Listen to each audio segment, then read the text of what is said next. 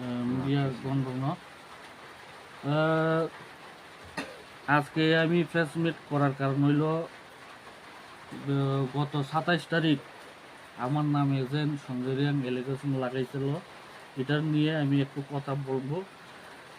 তাই নিয়ে বলছে আমাকে মথা জয়েন করার পরে তাই নিয়ে যেটা বক্তব্য শুনলাম সাংবাদিকের মাধ্যমে, আমি না বলে চেয়ারম্যান পদ পাওয়ার জন্য মথার জয়েন করছি, এটা ভুল। এইসব কথা তাই যেন কইছে একদম পুরো ব্যর্থ। আমি বুবাগারে ভালো পাই, এর কারণে আমি টিপ্রামতা জয়েন করছি এবং করে থাকবো বুবাগারের সাথে। আর একটা এলিগেশন লাগাইছে গড় নিয়ে। আমি সরকারের গড় পাইছি, গড় বানাইছি, গড় বানাই আমি অনেক নতুন ঘরে বসবাস করি। আর তাই যেন গড় পাইছে সেও আমার মতনই সরকারের গড়, 1,30,000 বাজেট। এর কাজে আর আমার কাজে গড়ের কাজে গিয়া দেখেন আপনারা সবাই কি গড় করলো আর আমি কি গড় করছি। আর এইখানে আরেকটা কথা বলছে, আমি না বলে রেগার টাকা লুটটা খাইছি, এ প্রমাণ দেখে তৈব। আমি যদি রেগার টাকা লুটটা যদি খাইয়া থাকি হে প্রমাণ দিতে হইব। যদি না পারে এরপরে আমি এর নামে কিন্তু মানহানি কেস করতামই পারি। আর প্লাস গড় প্রথম কিস্তি গড় টাকা পাওয়ার পরে কতটুকু গড় উঠেছে এটা সবাই আপনারা একটু দেখবেন। এবং দ্বিতীয় কিস্তি টাকা পাওয়ার পরে কি করছে এটাও আপনারা যাচাই করবেন। দ্বিতীয় কিস্তি টাকা পাওয়ার পরে কী করছে, গাড়ি কিনলো, ঘুরলো। এবং তৃতীয় কিস্তি টাকা পাওয়ার পরে কি করছে, মদ খায়া ঘোরাফেরা মানে বিভিন্ন সম্পর্কে তাইনে যুক্ত আছে। এর কারণে আমি বলতাম চাই এই সঞ্জয় রিয়াং বিজেপির নেতাকে, আপনি ভালোভাবে কাজ করলে করেন, নাইলে ভবিষ্যতে আপনি কিন্তু পথে ঘাটে যাইতে আইতে কিন্তু চলতে পারবেন না। মানুষের সাথে মানুষ তো দেখতে আছে আপনি কি ব্যবহার করেন মানুষের সাথে এবং কি বাসে আপনি মানুষকে কথা বলেন, এটা সবাই জানে। এবং এখানে অনেক কিছু আরেকটা আছে, আমি শর্টে বলবো।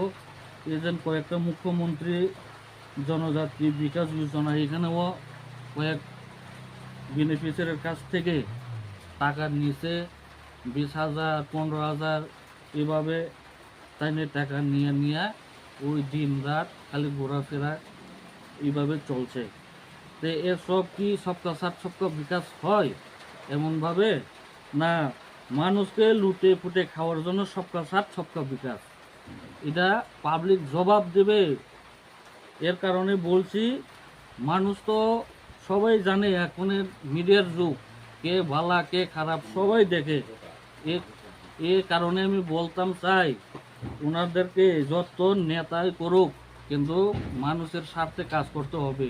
মানুষকে ঠকিয়ে লুকিয়ে টাকা হাতিয়ে নিলে কাজ চলবে না। এই কথাই বলেই আমি আমার কথাই।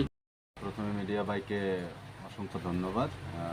এবং আজকের যে প্রেস মিট করা, গত 27 তারিখ যে প্রেস মিট করলো বিজেপির কার্যকর্তা সঞ্জয় রিয়াং, ওনার পরিপ্রেক্ষিতে আজকে যে প্রেস মিট, অ্যাকচুয়ালি আমি বলতে চাই যে তিপ্রামথা রায়পাসা বিসি আন্ডারে যারা তিপ্রামথা করে বা বিজেপি করে, সেই জায়গার মধ্যে অ্যাকচুয়ালি ক্লিয়ার যে রায়পাসা বিসির আন্ডারে দুইটা সেন্টার আছে, একটা তো আপনার 27 আর 28 পুলিং স্টেশন।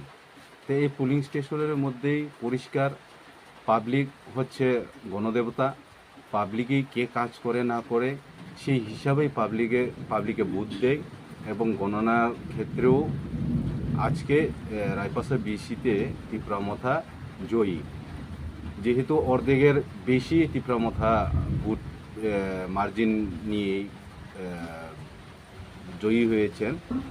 তাহলে সে জায়গার মধ্যে কেন জয়ী হয়েছেন সেটাই তো কারণ আছে না? তো কারণটাই হচ্ছে যে গেছে বিগত 5 বছর আগে যে তিপ্রামথা এডিসি ইলেকশনে সেখানেও জয়ী হয়েছেন। তো তাদের এখান থেকেই পরিষ্কার বোঝা যায় যে বিজেপি কাজ কি করেছে রায়পাশা বিসির আন্ডারে, যার কারণে পিকচার ক্লিয়ার একদম যে তাদের কাছে কোনো কিছুই অস্তিত্ব নেই। এবং রায়পাশা বিসির আন্ডারে বিজেপি যারা কার্যকর্তা ছিল, আগামী দিনে অনেকজন জয়েনিং করবে এবং তিপ্রামথার সাথে বুবাগরার সাথে একত্রভাবে মিলিতভাবে রায়পাশা বিসির যত কার্যকারিতা তিপ্রামথার সাথে কাজ করবে বলেই অনেক জয়েনিং করবে। কারণ কেন জয়েন করবেন সেখানে ক্লিয়ার। এইবার গেছে 5 বছর আগে আপনার এডিসি ইলেকশনের মধ্যে জয়ী হয়েছেন এবং বিজেপির ক্ষেত্রে এই খোলাই 10 নম্বর চাম্পাওয়ারে ফুটবল মার্কা নিয়ে বজেন্দ্রবাবু উনি কম্পিটিশন করেছেন আমাদের তিপ্রামথার সাথে। তাহলে অর্ধেকের বেশি অর্ধেকই হয় না, সে জায়গার মধ্যে তিপ্রামথা জিতেছে। এবং আপনার উনি যেমন ধরেন আর এই বিধানসভার ক্ষেত্রেও আমরা বিপুল ভোটে জয় করেছি।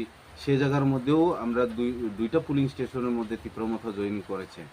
তো ওনারা যেভাবে কাজ করছে, কোনো গ্রামবাসীদের সাথে কাজকর্ম নেই, গাড়ি আছে বাইক আছে, শুধু ঘোরাঘুরি করে, কেউর সাথে কোনো যোগাযোগ করে নাই।